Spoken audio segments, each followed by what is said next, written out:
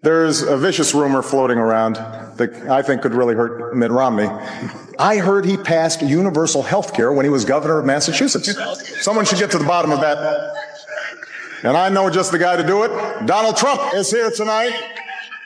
Now, I know that he's taken some flack lately, but no one is happier, no one is prouder to put this birth certificate matter to rest. What gives this moment its real impact is not simply the joke itself. It's everything that leads up to it. Obama isn't mentioning Donald Trump out of nowhere. He's connecting him to a controversy that was already deeply debated, and then casually placing him at the center of that discussion in front of a live audience. The birth certificate reference isn't just a punchline. It's a callback to a topic that had already generated strong reactions from people across the political spectrum. What makes it especially effective is the way Obama delivers it. His tone remains calm, relaxed, and almost playful. That contrast draws people in rather than putting them on the defensive. But the more interesting part is how the audience responds. They aren't only laughing at the joke itself, they're reacting to what the joke implies.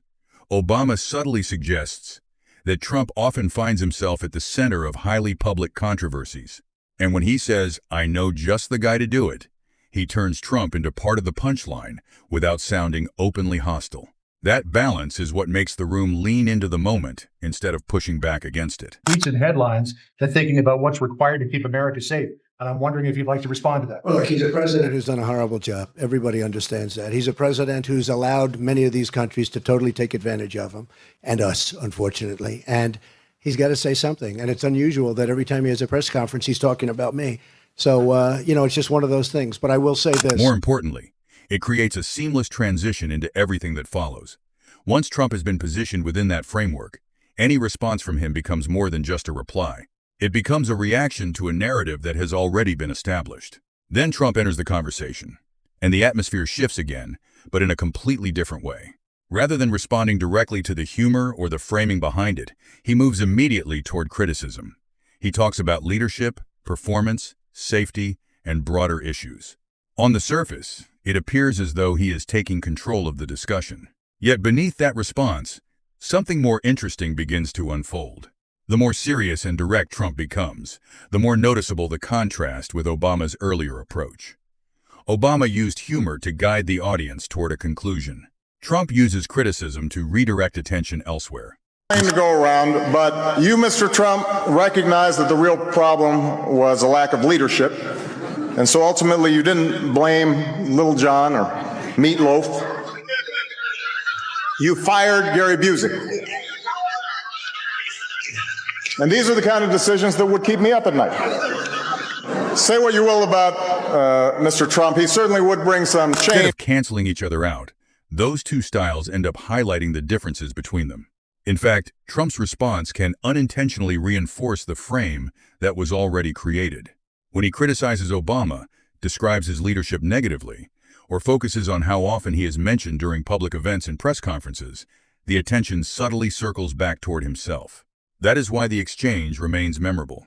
It is not about who spoke louder or delivered the stronger attack. It is about how one moment quietly shapes the meaning of the next. The audience is not simply reacting to individual statements anymore.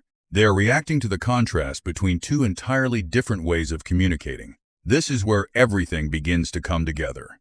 Obama returns to humor, but now it feels like more than comedy. It feels like strategy. He takes something familiar about Trump's public image and presents it in a way that encourages the audience to view it from a different angle. There are no direct accusations, no heated confrontation, no dramatic exchange. Instead, he delivers his remarks calmly and allows the audience to connect the dots on their own. And once those connections are made, they become difficult to ignore. At that point, the story grows beyond a simple exchange of jokes. It becomes a study in communication styles. One approach thrives on immediacy, on commanding attention and dominating the moment as it happens. The other works more gradually, allowing its impact to grow after the words have already been spoken. That contrast is what slowly begins to change the atmosphere in the room. Not instantly, not dramatically. Gradually, you can almost sense it happening. People stop merely reacting and begin thinking about what they have heard. The energy shifts from laughter to reflection. Part of what makes the moment so memorable is how effortless it appears. Obama does not chase applause or demand a reaction. He simply delivers the line and lets the audience do the rest. As a result, the reaction comes naturally. In that process, the role Trump occupies within the moment changes. Rather than being the person directing attention, he becomes the subject being observed. That shift is what surprises many people. Trump's public strength has often been tied to his ability to shape and control the conversation. Yet in this moment, the narrative seems to move beyond his control, not because someone overpowered him, but because someone reframed the discussion. And once that reframing takes hold, everything begins to look different. Responses that might otherwise seem strong can suddenly appear defensive. Statements that once felt commanding can seem as though they are trying to catch up rather than set the pace. By the time the exchange settles, it no longer feels like a dramatic political clash. Instead, it feels like something quieter but potentially more lasting, a shift in perception. The kind of shift that does not disappear when the cameras stop rolling. Because moments like this rarely stay confined to the room where they happen. They follow people afterward. They get replayed, discussed, analyzed, and interpreted again and again. And with each revisit, people often notice something new. Perhaps that is what makes the moment so effective. Not simply what was said while it happened, but what audiences continue thinking about after it is over. In that sense, Obama is doing more than delivering jokes. He is subtly influencing how people interpret Trump's public image without launching a direct attack. Because he remains composed and allows viewers to draw their own conclusions, the message gains strength naturally. And that makes its impact far more difficult to dismiss.